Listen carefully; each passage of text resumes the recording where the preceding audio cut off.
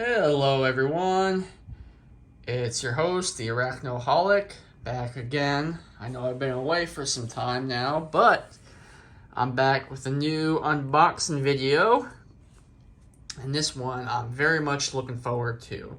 So, I recently received in the mail a mature male Chromatopelma cyanopubescens. That is, of course, the famous green bottle blue, or GBB, it is sometimes called in the tarantula community. I've got the mail right here. I already peeled back the paper towel and took a quick look at him just to make sure he was okay. He is doing well, although he is understandably a bit shooken up from his journey. But he's a rather petite male. And in fact, I'll peel this back a little. This way you guys can get a good look at him. I'm not too concerned about him jumping out or anything. Green bottle blues, they're for the most part a pretty placid and rather timid species. They're far from defensive, although I have come across a few spunky ones. But as a general rule, they're not a defensive tarantula. They can, however, be pretty skittish and handy with the urticating hairs. And while I wouldn't consider them super duper fast, they're not like your OBTs or your pokies or any of those spiders. They're not teleporters. They can catch you by surprise, though. They are capable of some pretty short bursts of speed that can definitely take an inexperienced keeper by surprise. So that's just something that you want to be wary of when dealing with this species. And because of that, I wouldn't really recommend him for handling. But there he is in all his glory. So this should be a pretty easy transfer. Now, I do have my catch cup, just in case he tries to make a run for it. I've also got some forceps and my handy dandy paintbrush that I'm going to use to very gently coax him into his new enclosure.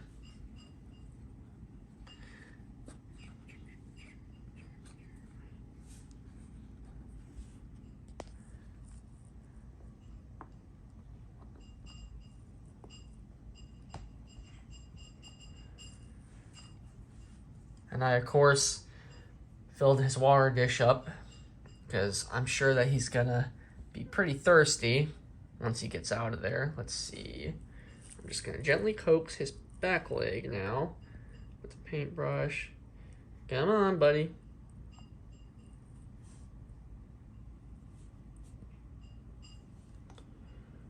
No, back.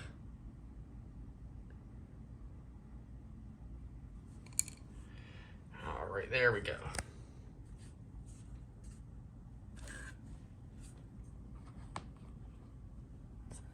Look at him, that handsome devil. All right, well, I'm gonna go ahead and put the lid back on his enclosure before he tries to dart out on me. Let's take one last good look at him. What a stud. He is absolutely gorgeous. We'll put the lid back on here. All right, perfect. So this, obviously, I ordered a mature male because I am going to attempt a breeding project, probably either next month, more likely in July is probably when I'll do it, because my female actually molted about 2 weeks ago, so that's perfect. So I have not bred this species myself. I know they're a little on the tricky side, but I feel confident enough with the other pairings I've done, as well as with the amount of research that I've done on breeding this particular species, that things should go hopefully fairly smooth. So like I was saying, the female molted about 2 weeks ago. From what I've read, everything kind of points at green bottle blue females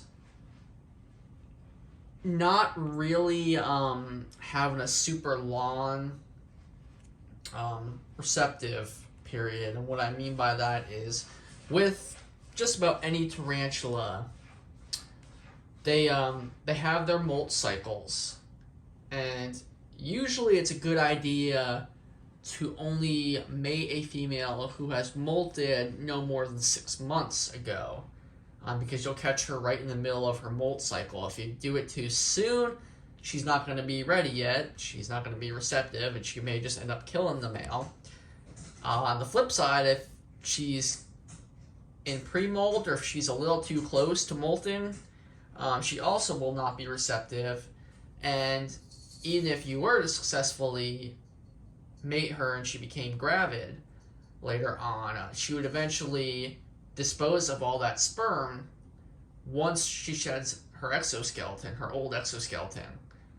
So it would kind of be rather redundant and kind of pointless to mate a female that is that far into her molt cycle. But green bottle blues in particular, I've heard, are a lot more stingy with that. So the fact that I had a female that is freshly molted, she's now eating again, so I'm definitely gonna fatten her up a bit, not too much, because I don't want to force her into another molt or cause her to fast. But I am gonna power feed her a little bit over the next few weeks, just a little more so than I normally would. That way she'll be more friendly and a lot less likely to eat the male before the deed is done. So green bottle blues, they're not only are the females sometimes a bit more hostile towards the males than a certain other species, but the males also happen to be extremely high strung, and oftentimes it's very difficult to even get them to approach the female, let alone try to court her and actually mate with her, because they are just that high strung and timid. But we shall see. I know another thing that often deters a lot of keepers from actually breeding this species are the fact that the mating ritual itself, the courtship, takes a very long time. It's much lengthier and more intricate than the majority of other tarantula species, and sometimes it can take even 5, 6, 7, 8 hours, I've heard, which a lot of folks I know will just end up leaving them in together to cohab.